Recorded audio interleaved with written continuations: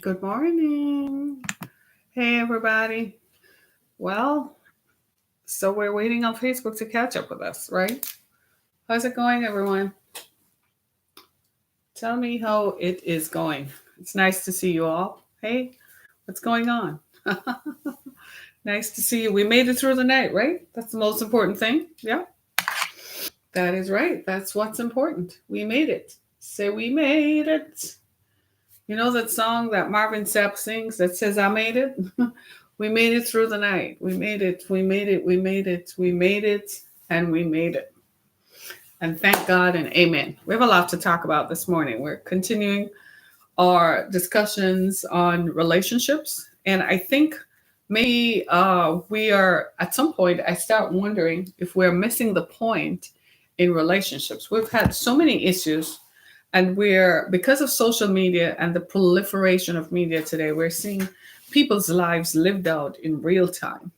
So it's not just you know, yours and I, yours and mine. What we're seeing is people's lives being lived out. Famous people, people whom we normally would not have access to, people who normally things happen behind closed doors, so they don't go public. They choose the parts of their story and their messaging that they want to go public with. And what we're seeing today is based on, because of social media and access to media, uh, you're basically seeing what people live out loud. Once upon a time, we have to give thanks to the founding fathers because they must have envisioned a day and time in which this would happen. When they wrote into the Constitution free speech, they had no idea that they were setting us all up to be able to express ourselves in different ways about the issues that matter to us. But it also gives us access to people who control the dialogue, people for whom controlling messaging and controlling the dialogue. In other words, people who want us to have a specific perception of themselves and their lives. We are now seeing in real time what it's like to live their lives out. So it has its goods and its bads. It has its pros and its cons, like every other facet of human life. But at the end of the day, what we're seeing is people's lives. We're seeing how they live, what affects them, and we're seeing that people really fundamentally are the same. People are no different from you and I. They just have more money, they have more assets, a bigger room, a house with more rooms than ours, but they still have a fundamental issue that we all find relatable. You know what that is? Relationships. We still are human beings and we are people. Consequently, we have issues with relationships. We have to learn to relate to one another intimately, especially, and we're now convinced that not only are we not the only ones with those issues, but we're also convinced that we have issues with our relationships. We have to work at it. Relationships are such that we have to work at it. So if there was ever a time in the human dialogue and in the last 100 years, if we ever thought that people and that money prevented people from having issues, we thought that having money meant you had more access to this, and so every day was a hunky dory. Every day was a great day in the shade to be alive. We now realize that that is not so. That people do have issues. So if it's taught us anything, is that we have issues and we need to work on our relationships. Uh, I know this to be true because years ago, I was doing podcasting through another medium, through Blog Talk Radio. And I found that I got the most listeners when I began to talk about relationships, when I began to talk about people and how they relate. And I remember at the time, I was preaching much more. I was called to preach more, you know. And when I remember after one message when I talked about relationships and so on, and the pastor apparently was very offended because he thought, you know, we shouldn't talk about how we relate to one another. And I didn't see it in terms of sexism, right, or trying to control a woman's ability to express herself. I didn't see it that way. I just saw it that I said to him, you're missing the boat. You're not seeing where people are. And he said, he said to me, no, he said, this is a church. And I said, but the church is made up of people, and people have issues, and they're coming to church because they're looking for answers. And that's what we're supposed to provide them. Truthfully, he did lose his building, right? He eventually lost his building. Not because I said so. So don't go saying I cast aspersions on people, but the fact that I felt he missed the messaging that you have to be more responsive to people, right? All of us face all kinds of obstacles. We all do. We all have issues in our relationships. None of us are perfect. We all make mistakes. That's what they're called, mistakes, missed steps, right? But the important thing is, do we learn from it? I'm of the belief that, especially in our intimate settings, the relationships with the people whom we live in the same house with, there are some folks whom you can never control. There are some folks whom you can never change their minds, right? There are some things that you have no control over. It's people's thoughts and feelings. But I'm of the belief that if you can change you, then it has the least effect on you as much as possible, right? So I thought today that I'd spend some time talking about relationships. You know how I feel, right? So if you don't, I'll tell you one more time, right?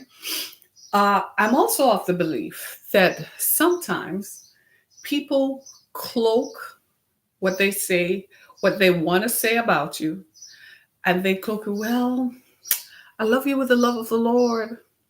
When people start coming at you with stuff like that, be careful of that. And they tell you that, well, this is just constructive criticism. Constructive for who? Constructive because you finally get a chance to tell someone what you really think about them. Doesn't mean that that is constructive to their goal. Everyone has a calling. Everybody has a different way of expressing themselves, right? And people tend to react within their box, within their idea, right? Within their image of themselves. So people tend to find out who they are and what they do. I'm going to shift this camera around a little bit because I think you folks are not seeing me well. Is that okay? Is that okay with you? You don't mind, right? That's way better. Is that better? Ah, even when I shifted the camera, it's still dark. So it's this. I need to adjust the lighting on this camera, right? So what I'm saying is, so what you find is that people we all come from somewhere, and that somewhere is identifiable by our environment, right? It's our physical environment, it's our emotional environment, it's the messaging. Messaging is so important, especially in relationships. You might be upset with your spouse, but how you communicate that to a large extent determines what happens afterwards, right? Sometimes if you grew up in an environment where everybody was always cursing everybody and they just said whatever came to their mouths, chances are that's probably how you've been taught. That was the messaging you were exposed to. So it's going to determine how you express yourself to your spouse and to the intimate partner whom you have, whoever that intimate partner is, right?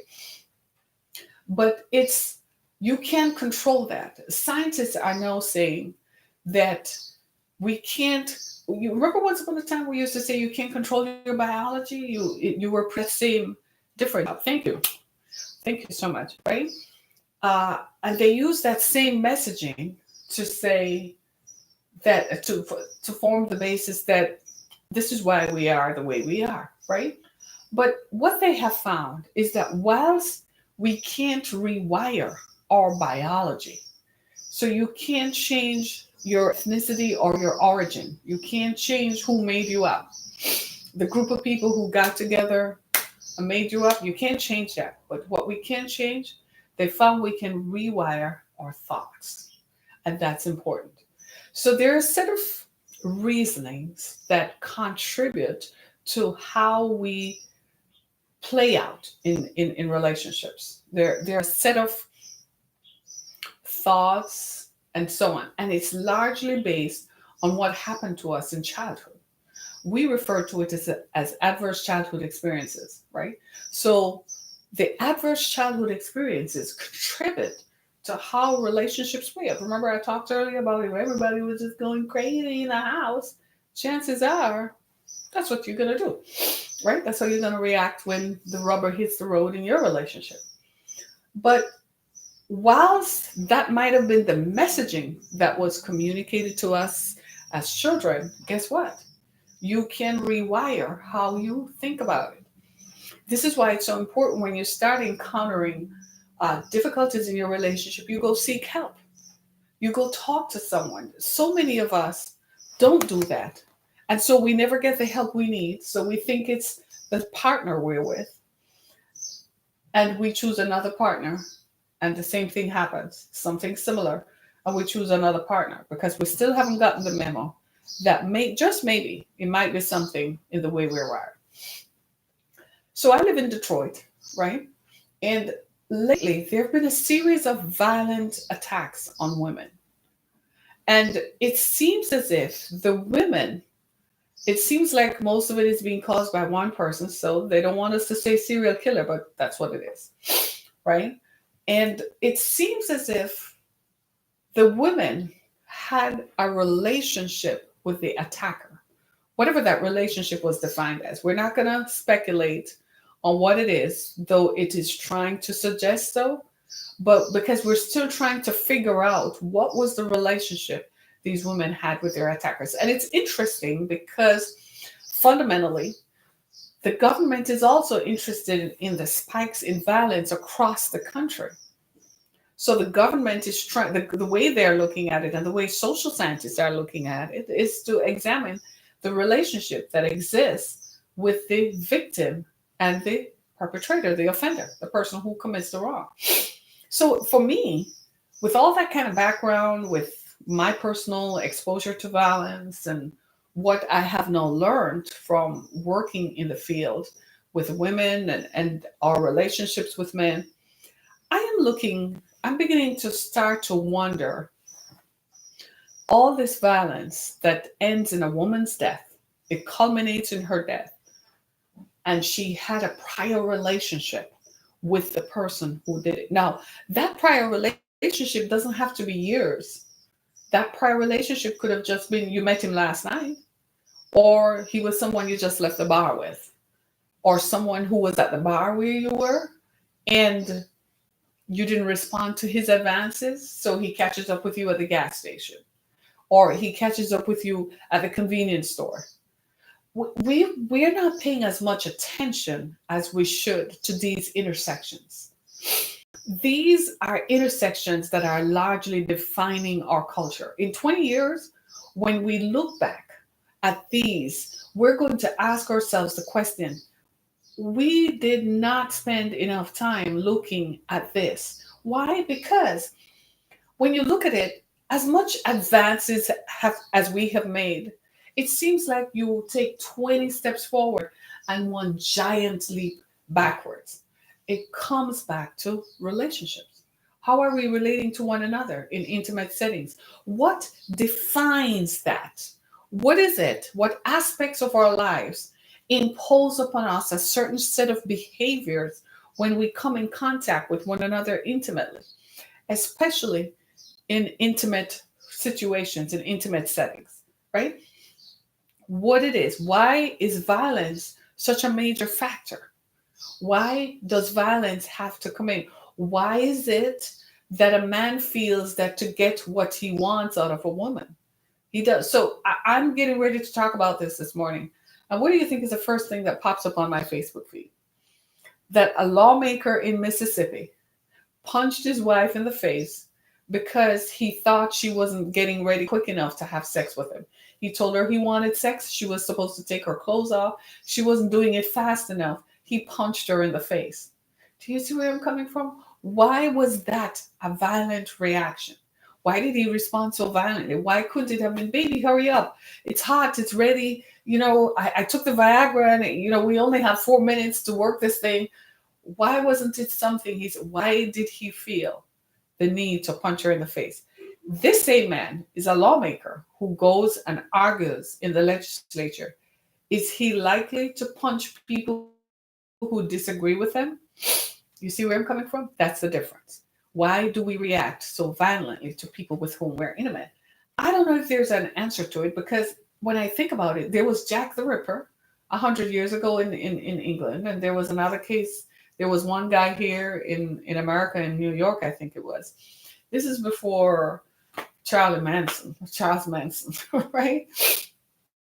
So in examining why do we have this violent attitude towards one another, I can't come up with an answer. I find that I'm stumped because I can't examine you because I don't know what your specific situation is. So I'm going to examine my situation. And what I found was interesting. When I look, my ex-husband is deceased, so I can talk about him, right? And he did give me license to talk about him because he beat me up, right? When I look at how and why did he arrive at the place where he felt that the women whom he was intimate with were people whom he had to beat up? You're not going to believe this, but I did ask him that question, because sometimes you have to just go to the source. Go to the source, right? Just go to the source. I asked him that question. I said, why is it that you feel that you have to beat me up? And he was stumped for a minute. He didn't answer. And finally he said, I really don't know why. He said, something just comes over me and I can't explain it. So I said, no, there has to be a logical explanation. And I said to him, what happened when you were growing up? What was the relationship between your father and your mother? And he shut down. And that's when I discovered that as a child, he had observed his father hitting his mother. No one saw it fit to tell me, is what I'm saying to myself, right? But when you look at that, it says to me that our environment has more impact on us than we think. Yeah, we don't want to acknowledge it, but it does. And because our environment influences us, we're often reluctant to figure out what it is that we should do. So, how do we change that messaging? I am a firm believer. I was thinking, and I'm thinking, why is anger management not working? Why are conflict resolution initiatives not working? It's not. It's not. You know why? Because as an individual, I think that I don't have to. It's the other person. My ex husband used to tell me that it's my fault why he hit me. He used to say, if you didn't do this, I wouldn't have gotten angry and I wouldn't have. You are the one who is wicked. You make me do this. That is the individual saying, it's not my fault. That's the individual saying, there's nothing wrong with me. I couldn't be this monster you're making me out to be. So it's got to be your fault. So he's projecting it onto others. In trying to understand it, yesterday I talked about poverty as a source, poverty as a contributing factor to violence, that the inner city is all over the country. It's not just my inner city, it's everywhere in the country, right? Is replete with poverty. That poverty drives people to do things they probably wouldn't normally do. They want to buy a cigarette, but they don't have the money to do it because they haven't worked or they have a record, so it prevents them from getting a decent job. So they're angry. So they sell drugs because they don't have, that's the only form of commerce that they can engage in. And I would have been okay. Social scientists would say, okay, that's a contributing factor. But what about that personal accountability part? Nobody wants to come forward and say that. No, would you? Would you come forward and say, I think I have an ish. I think I have issues. Very few of us are willing to come forward. And this is why I've never been to an AA class, but I've seen simulations, right? This is why I love that kind of program, because it teaches you what? Accountability, right? It teaches you to say, you have to first accept that you have a problem. And you have to accept that the solution to the problem involves your own agency, your own personal agency. It's years ago, my ex husband had a friend who was married, who had been married 4 times. And after a while, everybody was just kind of looking at him like, dude, you're the ish. It's your fault. There's something about you or something you're not doing. And he couldn't understand that. He didn't want to because he thought he was, probably he was looking at my ex-husband who was his friend who beat up women. So he's probably thinking, I don't beat up women. So what's the problem? But none of us want to come forward and say it's my fault. You have to lift your hat off to the person in your relationship who says, you know what, I'm wrong. One of the quickest ways to end an argument is to say you're wrong. Just say, you know what, it's my fault. It's all my fault. It has a way of making people stop. And it makes them think about how did they contribute to it. You're wrong. No, really, I started the argument. Do you see what I'm saying? One of the quickest things we teach women, we tell women in violent relationships is to de-escalate. Speak softly. Lower your voice. When you're in a situation, if you're out and people start going postal, speak softly. Then it makes everyone stop to listen. The second thing you do is say, it's my fault. It's my fault. So you're in an intimate setting. It's my fault. It's just my fault. I am saying that the answer to all this violence in our intimate relationships, it's going to start with me. It's starting with me. It's how I communicate with my partner and with the people in my environment. That's all I have control over. I don't have control over the crazy folks who are out there. You think it's a joke. Can I just be honest with you? So my children drive with me all the time. And they say, Mom, I've driven with other people. At the rate at which they cut me off, I'm forever like, oh my God, I can't believe they did this to me. And my daughter is like, so my daughter's friend came in the car.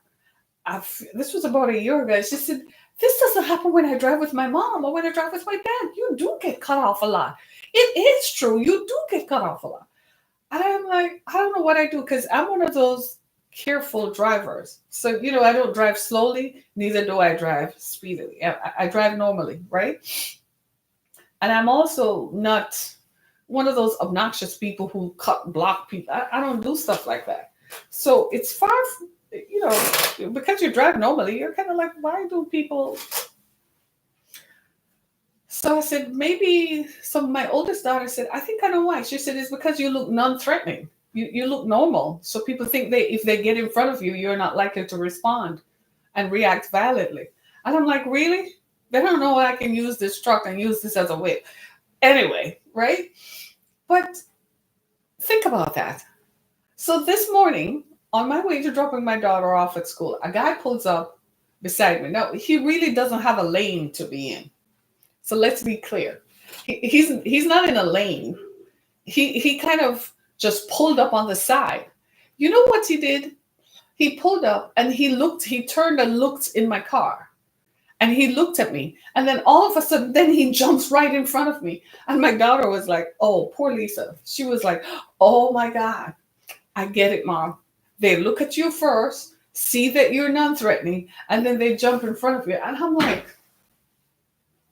I had to acquiesce. I had to agree.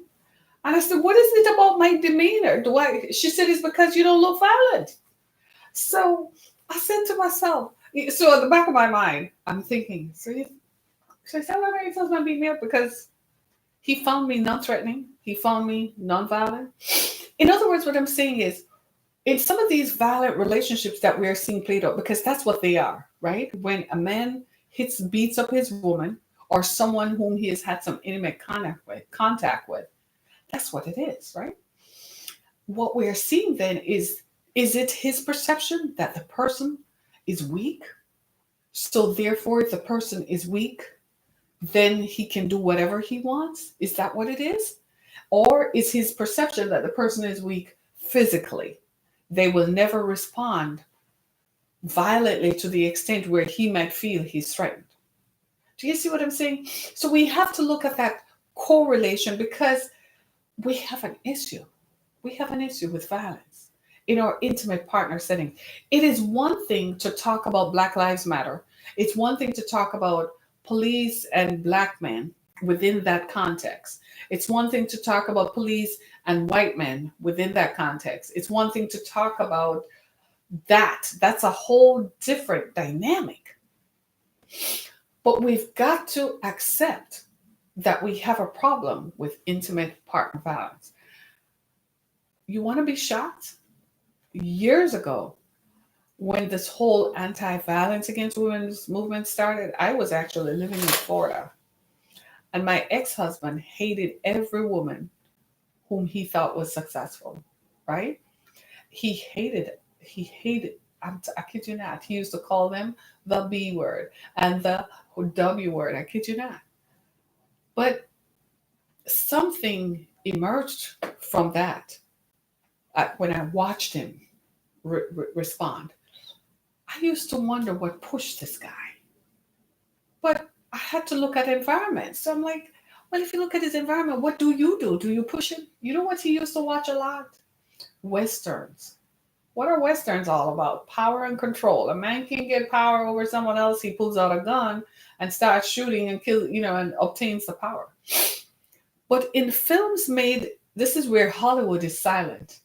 In films made in the 1950s, the 1940s, the 1930s, what used to happen to women? Women were slapped and beaten by their men on camera, live, in films.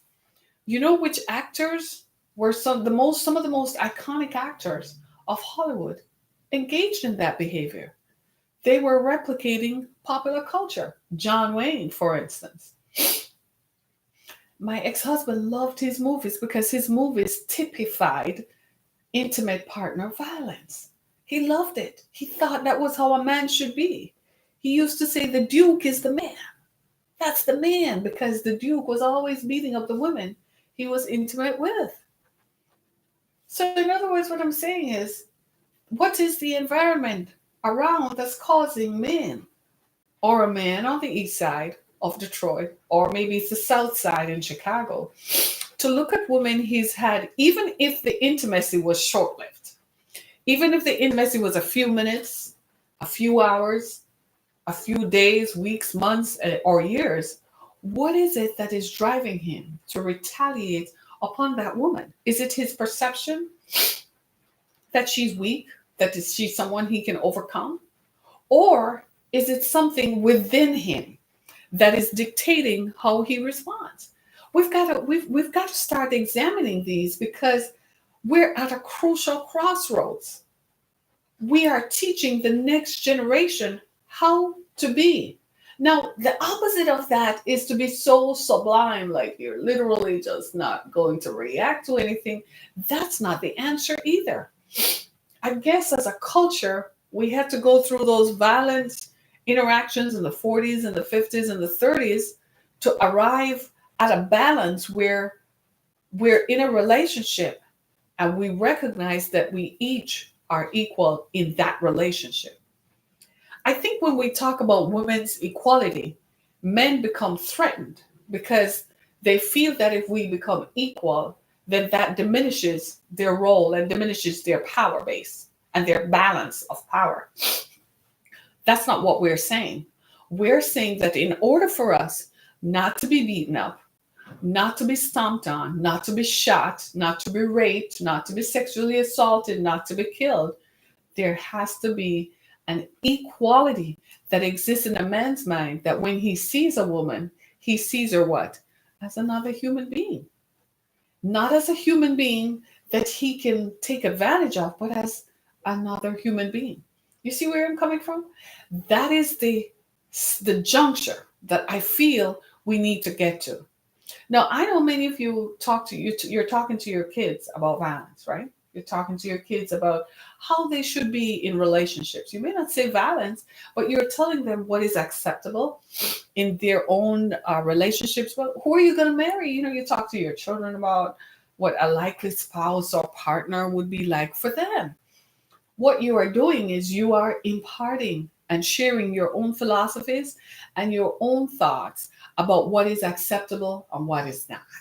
That's what you're doing. And can I just tell you, that's a good thing, because many of you are looking around and you're trying to correct You recognize that the environment has effects on your children. So you're trying to correct that by making sure that your child has the right perception. Well, let's try to role play it out in our homes, right? The next time that you and your partner are going to disagree. No, I'm not talking about when we're taking road trips because we're heading into summer and road trips. It's its own hell. There's never any peace there, right? There's not going to be any peace. There's no middle road when it comes to that. It's either or. Man, just listen to the directions. Why won't you listen to the directions? If we're going to argue about that, just argue about the fact that he's not listening to the directions right now. Honey, just listen to this. Just do as I say. Why do you always want me to do as I say? It sounds familiar. It happens to all of us. Yeah. But let's try in front of others. So the children not argue with each other. Okay, we disagree. Okay, we agree to disagree. When you go in the bedroom, yeah, talk about it. Go, or go in the car, in the garage. Go for a drive. So we need to go for the drive now. That is the indication that this has gone above and beyond, and we need to talk about it now. What also helps is just pipe down. So what do you do in those casual, intimate relationships? Well, we have some neat tools today where we block people. So you met someone, you don't want to go out with them anymore, block them. If they start, following you too much, they're always on your Facebook feed or they're always on your, you know, trying to email you or something. Take a screenshot and go file a report. Let the police write them a letter or go call them up and say, well, Mary Jones says that they broke up with you, but you're still, that is enough to be a deterrent sometimes, right? We have to we have to inculcate it. It's kind of like a new way of thinking because we're so accustomed to seeing how mama and daddy did it and how grandma and grandpa did it that it's automatic. And then for those of us who did not have good role models, so we're literally just walking it out. It's even more tedious. So where do you find materials that tells you how to interact with your spouse? Crazy stuff, right? Crazy stuff. You literally have to feel the person out. This is why I say when people are getting together, the minute you realize that you're going to live together, you have to start asking people, what are you comfortable with? What's the deal breaker? And listen to people. Sometimes they may not want to hurt you or hurt your feelings, or they may not want to discourage you from pursuing a permanent sort of relationship, but you still have to listen to what they're saying. Listen to what they say is a deal breaker, right? Some people will say, I don't like people raising their voices at me because that tells me you don't respect me. Yeah, but it also tells them that you don't value them. They might also be telling you that it's threatening. That in a former environment where there were loud voices is always followed by physical violence. So you have to listen. Somebody might tell you that my deal breaker is cheating. If you ask me, cheating is a betrayal of trust, means that you betrayed me, right? You could be planning to kill me with someone else. So you have to listen to what I'm saying. I'm saying I don't like cheating, but the reason behind it is because I think it's a betrayal. Do you see what I'm saying? So you have to listen to people's reasons. And the thing is, it means you have to spend time with a person. I'm forever. I was watching a movie the other day. No, it was not Lifetime. It was on Netflix. And this woman met this guy, and the police officer warned her not to get involved with him. And she got involved with him anyway. And I guess she had just come out of a divorce, so she was vulnerable for male attention. Can we say that that is sometimes a contributing factor, right?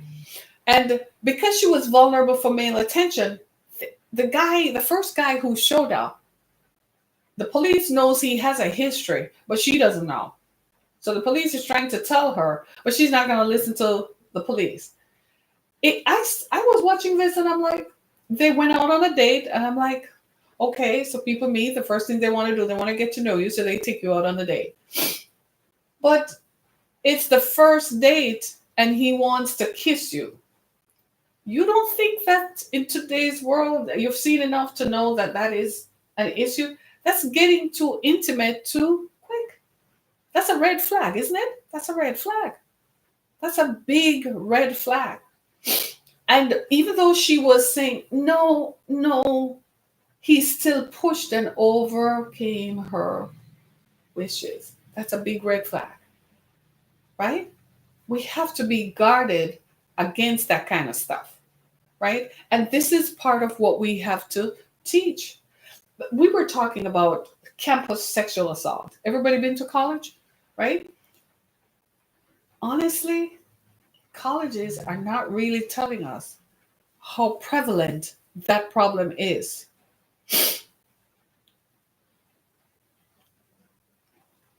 They're not. But it is a huge problem, right? Campus sexual assault occurs more than you think, right? But the colleges are not reporting it because it's there are a number of reasons why they're not. It's the patriarchy. It's the male supremacy ideology. It's the fact that the college would not attract funding. The fact that the college would be remiss if it would not seek the donors that it is seeking. It's the bad publicity. It's the bad PR. You see, all kinds of reasons why they're not publishing. But campus sexual assault is a big deal. It's huge.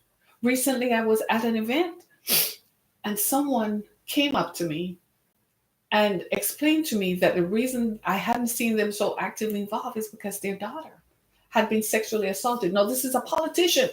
It's somebody who ran for office. And she's like, I can't believe it happened to me. And I said to her, well, what are you going to do about it? After she outlined what had happened with her daughter, right? I said, well, what are you going to do? And she said, what do you mean? I said, well, use the power of your politics to call up the president of the college and ask them what guidelines are they doing to prevent this from happening. Happened at a university here in Michigan. I won't say which one it is. But campus sexual assault. And the way in which her daughter described it, it is enshrouded and enshrined in what? Intimate partner violence. Guess what? It was someone she knew. They went to a party and someone put something in her drink. And when she got up and woke up, so it's like the person didn't want it to be, but then when they started investigating, they talked about it. Nothing happened to him. He was not expelled from the college.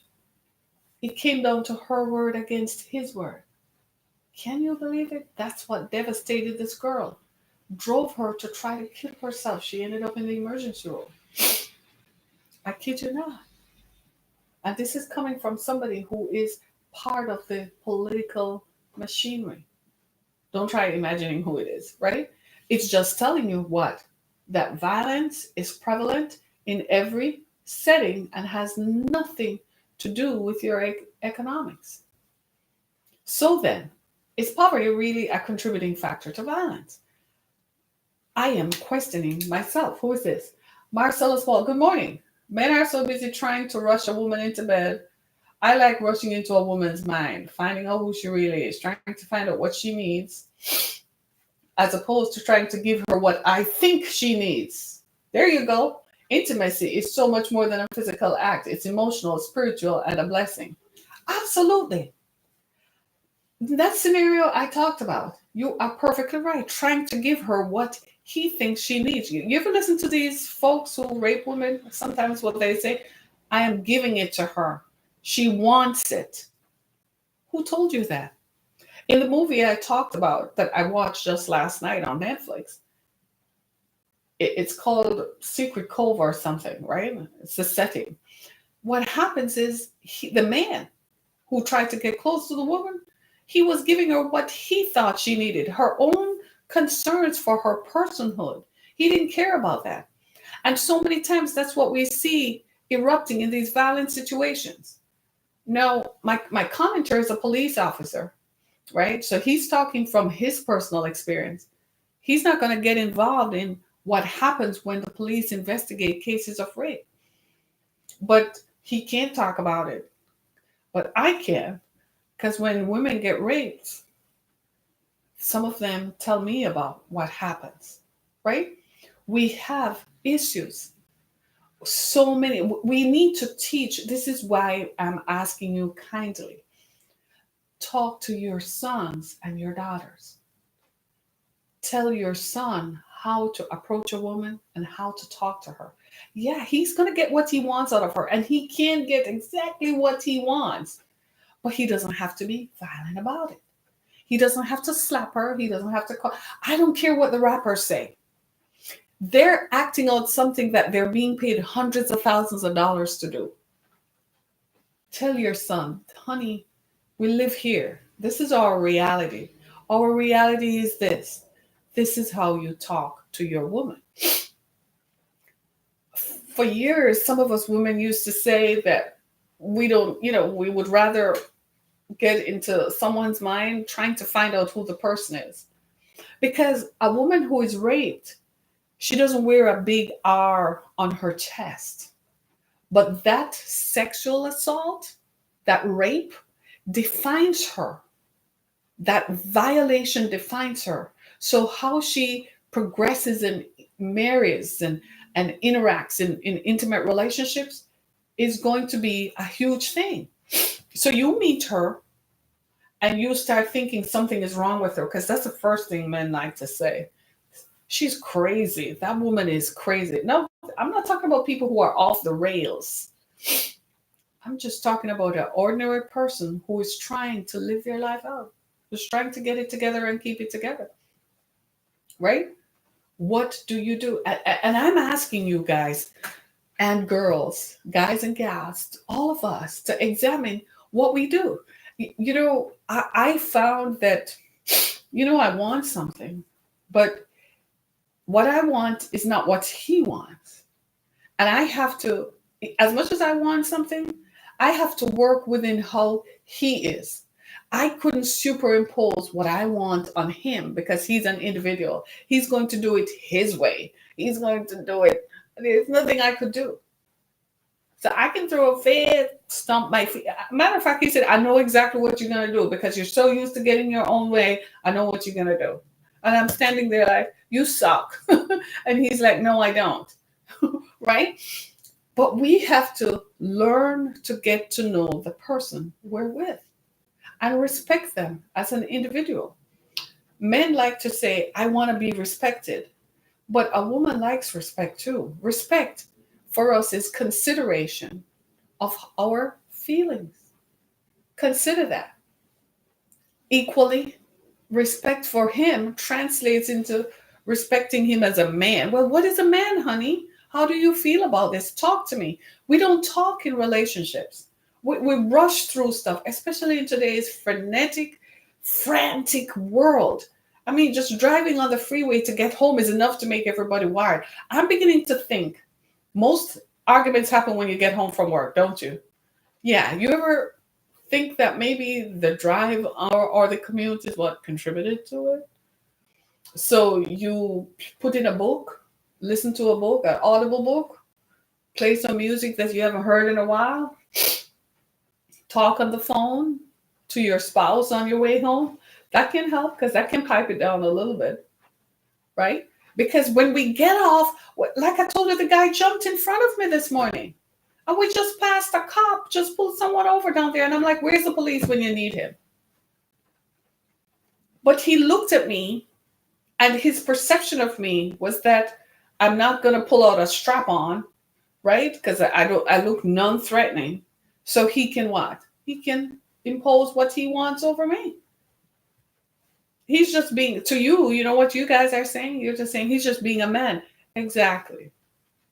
And that is what would hurt. Now, if you bring it up to him, he's going to say, oh, my bad. But the hurt is already done. Why did you cut me off? I could have slammed on the brakes, hit my head, caused damage to my vehicle, caused damage to my daughter who is in the car. But why did you have to come and cut me off for no reason whatsoever? But you looked at me first to determine my level of response. I think when we get home, sometimes we need to look at our spouses and look at their level of response. Frankly, maybe before we get home, we should stop somewhere and get a latte or espresso or something before we get home, so we don't go home with all that. You already had a bad day, right? At work.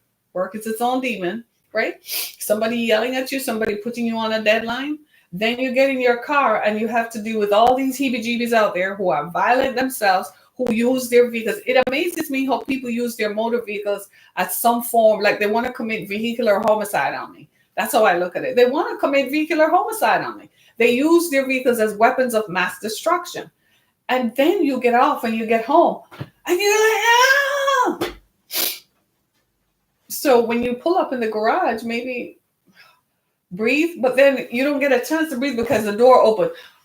Are you going to come in and cook? What are you doing there? What's up?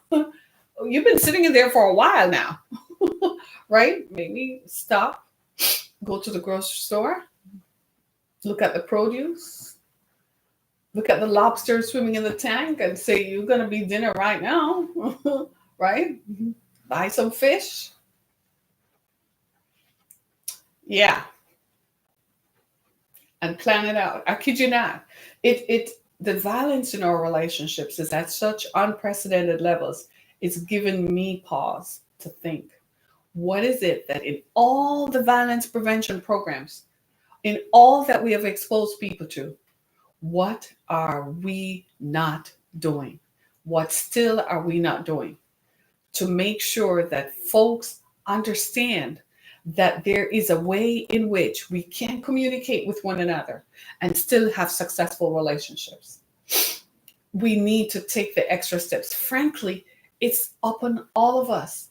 Even when we're talking to our children, you do realize that, right? Even by how we as parents, even by how we parent, we're instructing our children how to what? How to role play when they become parents and how to super. I am forever amazed at what comes out of my mouth when I disagree with my children. They'll write stories. They're going to write stories.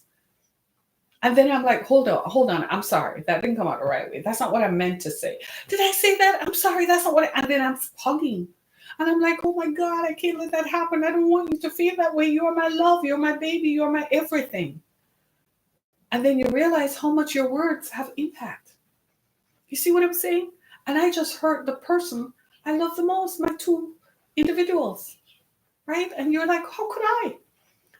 It's the same way with our partners. You love that person. There's something about them that you like, really, really like. Really like. So much so that you love them.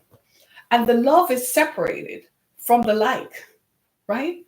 But you realize you love them when you realize your actions and how much it hurts them.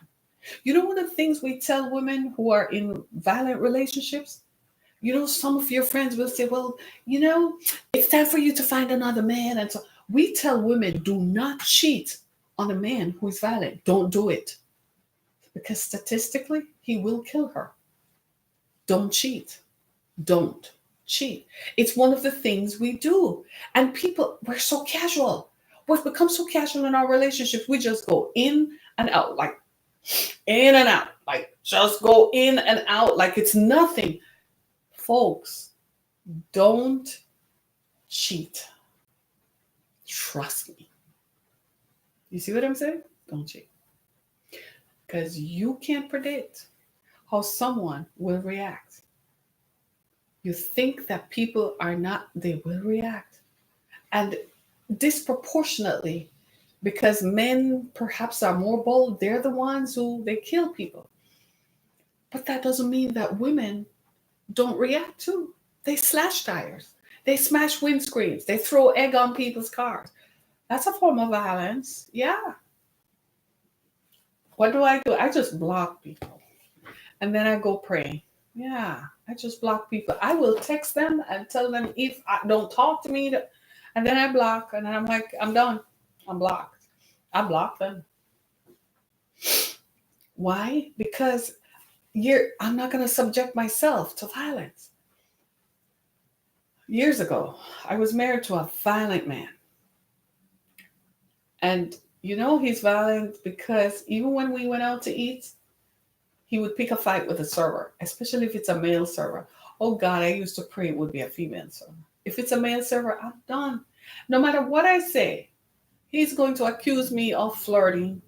And by the time we get in the car, he's going to be sweet until we get home. But once we get home and that garage door shuts, I know I'm in a prison and God help me for the rest of the night. Right? And I learned something. I learned something about that. I learned how how am I going to deal with this? I learned something about him and how he feels and how he reacts to situations. It was as if he couldn't stand being out of control. He had to be in control of the situation all the time, right? And because of that, he reacted to it.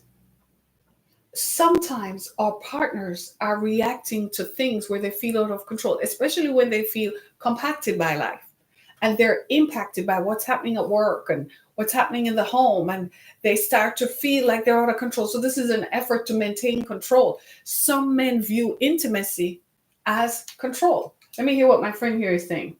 Respect is and should be mutual and nothing that you should have to work at. Respect should be as natural as breathing.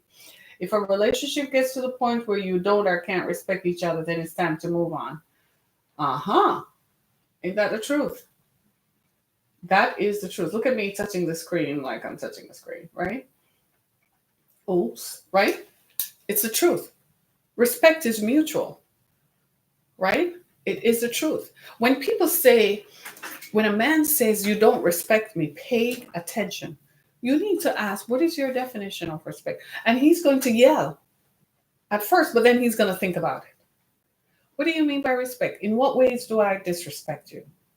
You know why you need to know? Because what he's probably repeating is the messaging that he grew up with. Maybe he found out that he can't control you, right?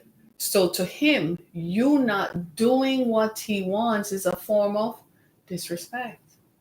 I'm not talking about you have a mutual understanding in your home when it comes to your finances. Let's say you both agree your finances go into a mutual pool, and out of that finances every month you pay the bills, right? And then you set aside a certain amount for savings, and then you have what I call disposable income after. So discretion is the better part of valor, right? So out of discretion, he may tell you, well, honey, we have $500 left over. We have $5,000 left over, depending on where you are.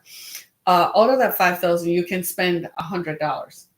But then you go and spend all 5,000. You spend 4,999. So he gets mad and he says, "You don't respect me. You don't respect me. You didn't hear what I said." You know what that was? That's control. You need to ask him, is it that I spent the money so you want to question my judgment about spending? I'm not thrifty?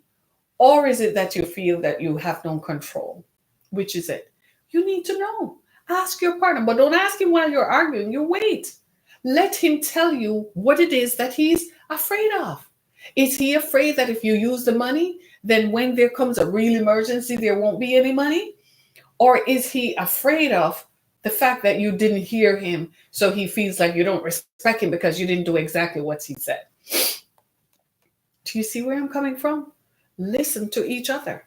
We don't do that a lot. My ex-husband never listened to me. Obviously, he was in control. He was the man. I was nothing. I was a vapor. He told me I was nothing. I was nobody. I mean, clearly, that's how he felt because that's how he acted, right? Right? So I am saying that all of this, all the violence prevention programs that we have done across the country, sexual violence prevention programs, we've created sexual harassment. You don't think that, let me ask you this. Can I just be honest with you guys? Can I just ask this question?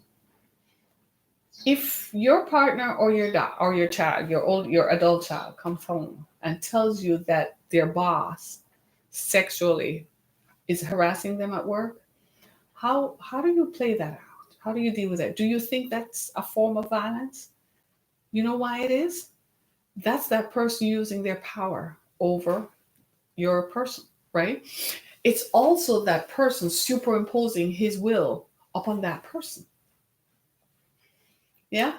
So now your response to it is going to be, whoa, what? How is that? Because now you have to look at it from the point of view that he's trying to control her. He's trying to say that if she doesn't give it up, she won't have a job. Yeah, that is a form of violence. And we don't look at it within that context because oftentimes we tend to think it's nothing, especially my generation.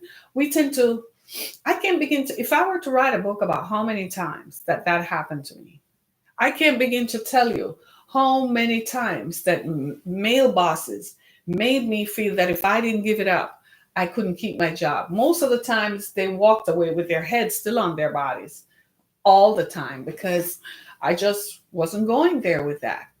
Or I would leave the job, or I would leave that section, or I would just quit. But yes, they do, but they don't see it that way. Do you see what I'm saying? So we have to look at all the messaging that is coming from what we watch on TV, in movies, how we are talking to one another. And this is why male leaders today are being very careful about what they say because they recognize that people are looking at them and they have to walk the talk. And if they want to not see so much of this, then they have to exemplify it. That's why this coon down in South Mississippi who punched his wife in the nose because she didn't take her clothes off quick enough for him to have sex was an idiot because he couldn't see outside of the big picture that she was going to go down to the court and file a report, and that report was going to be made public someday. He was stupid because he still thinks he lives in a world where men have all the power.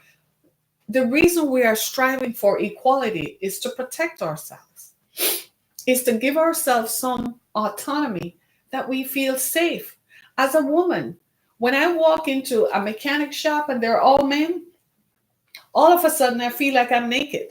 All of a sudden I'm very conscious of what I'm wearing. Why can't I just be a person who wants to wear what I want to wear? As a woman walking into a corporate environment, why is it about what I'm wearing instead of about my ability to do the job?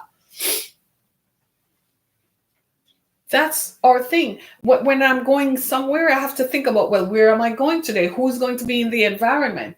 What parts of me do I need to cover up the most? Why should I have to think like that? Why can't I just be a person? I'm stepping outside. I'm just going to drive to go get gas. I have to be conscious that when I step out of my car, why are people looking at you as if they're undressing you? Why do I have to feel naked? Where did I go the other day and I had that distinct feeling? I went somewhere the other day and I began to feel uncomfortable and I realized that I felt naked and I was dressed. And I was like, they were looking at you with such intensity. We have to talk about stuff like that because some people can control it and yet some people do not. We have to talk about these things. These are open conversations. How do we relate to one another? Are we respecting people? Are we respecting the persons we have? You chose them. Ladies, you're choosing these men to come into you. You've got to understand that you are choosing people whom you either disrespect or respect. So you can't blame anyone now because you choose them. You see where I'm coming from? Because some of these people, they are already who they are. I learned that lesson firsthand. My ex-husband was already what? Violent. Who brought him in? I did. Does that excuse what he did? No. Does that make what he did right? No. No, no, no, no, no. But at the end of the day, I have to hold myself accountable to the fact that I brought in someone who from the get-go wanted to control me. Do you see what I'm saying? Ladies, know these people whom you're bringing in, especially when you have children. Know them. Know them. Know who they are. Because as my grandmother used to say, and your grandmother used to say, all that glitters is not gold. Some of these folks have some real issues. And all of us, including me, when I come and talk to you, sometimes I think you think that I don't, listen to my own advice. You have no idea. You know why I do? It's because I've examined myself and I'm like, this is an area you need to work on, Harriet. So I'm like, the fingers point right back at me. I challenge myself just like you do. Just like I challenge you, I challenge me. Are you doing that? Like I tell you not to eat potato chips, but then I have a bag of Better Made chips in the car driving around. That's not good. That's not good. I'm a work in progress. I like Better Made chips though, because it doesn't give me a headache. It doesn't have the thingy on it, lecithin. That ingredient that gives a headache, Better Made chips doesn't have it. So it gives me the crunch, especially since I changed my diet and I'm eating mostly fish. What happened is apparently your systems are used to texture. You're all laughing at me like, I kid you not. So while I'm telling you not to eat potato chips, I'm like, you better not have that bag of Better Made chips in your car. Right? So as much as I'm trying to get us all to be aware of how violence affects and impacts our relationships is in the same way that I am looking at me. They cut me off on the freeway because I look non-threatening. Really, can you all help me to not look non-threatening? I wanna, yeah, because then they won't cut me off. And I'm forever like, what the heck? Why did he come in front of me? Why did she? What? And it's all, you know what I've noticed? The people who do that to me are always what? Men. So we have a societal issue. All of us. And some of you guys are like, I didn't even realize. Yeah, that the way we speak to one another. Please, guys, please respect the people whom you choose to be intimate with. Guys and gals, please negate this. We have a big problem right now. It's not just in Detroit, it's everywhere.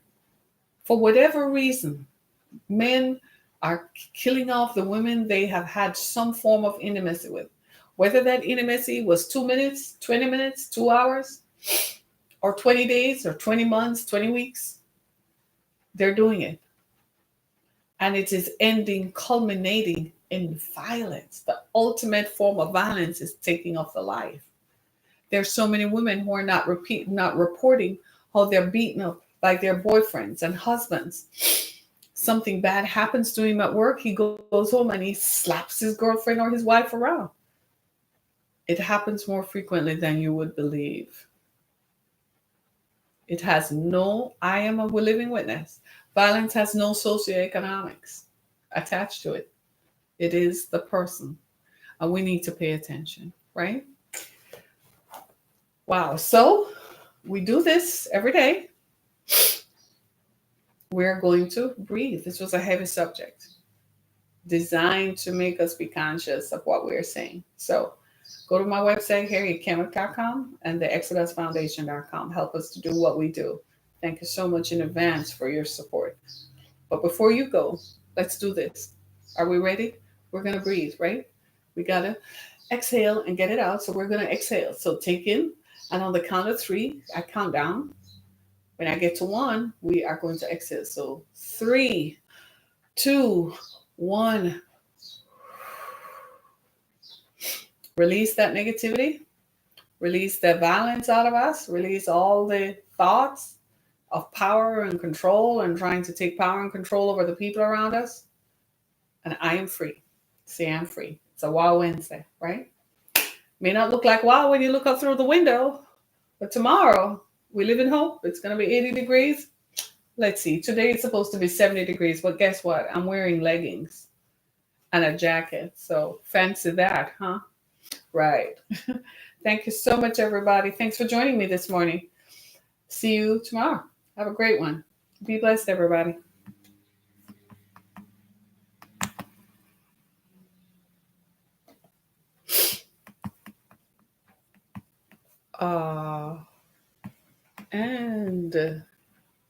And maybe, why are you not ending?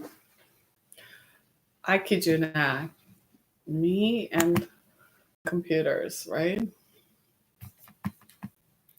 And I am learning to say goodbye. Thank you.